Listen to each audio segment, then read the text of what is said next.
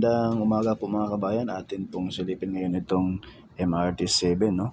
Mula rito sa mismong Quezon City, sa may Commonwealth, bago mag-UP Diliman, pakanan, at pinakaunang station rito. Pangatlong station na pala ito, dito sa portion ng University Belt Station, mga kabayan. So dito po tayo ngayon mag-update papunta roon sa mismong North Caloocan, sa mismong MRT-7 depot. So ito po yung Quezon City Circle, mga bayan, no? Yan sa baba natin na kung saan rito din po tayo mag-start. At ipakita ko po sa inyo muna yung common station. Ayun po sa bandang kaliwa natin. Yan po yung common station, mga bayan. Once na ito yung matapos na dyan na po magtagpo MRT, LRT, tagus-tagusan na yan, at itong MRT-7, mga bayan. Ayun na po, may mga bubong na yan, at yung mismong pinaka-station, pinaka-entrada nitong MRT-7 sa tapat ng SM North Edge sa mga bayan. So dito po sa portion na ito, balik tayo rito. Sa may ground shot po tayo, mga bayan, para masundan po ninyo, no? Pakita ko muna sa inyo, mga kabayan, yung mismong MRT-7 depot sa may North Caloocan, no? Ayan. Kung saan andyan din po ang Sacred Heart Station. At kasunod yun po yung Tala Station sa may San Jose del Monte, Bulacan.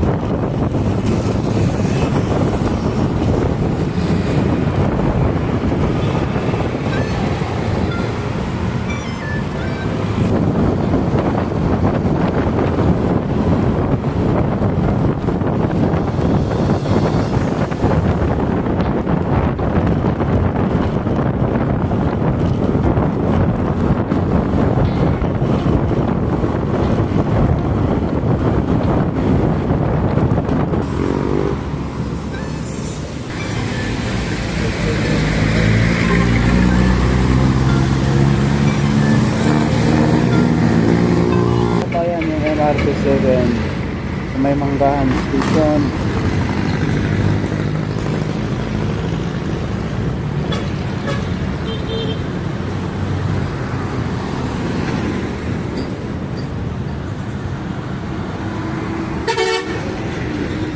Ang kabilaan na po yan, mga bayan, eh.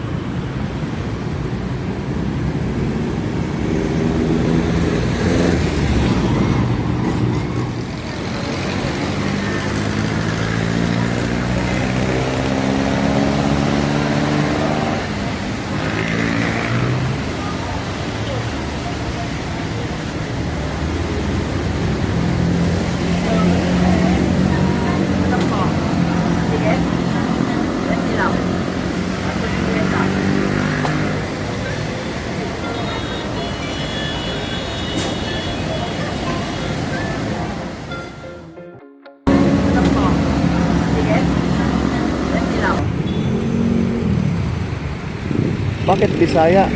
Dumduma Station 10, tapat ng SM Fairview, mga bayan. Yun, oh. Patapos na rin, naka-ready na po ito. Ayan ang SM Fairview sa kaliwa. Yan, SM Fairview yan. So ito na po yung MRT-7 depot, mga bayan. Ay nakatambak na po rito yung mga bagon ng MRT-7. Dapat partial operation na ito ngayong taong 2026. Kaso naudlot at i-adjust na naman sa taong 2027. Ano kaya ang dahilan?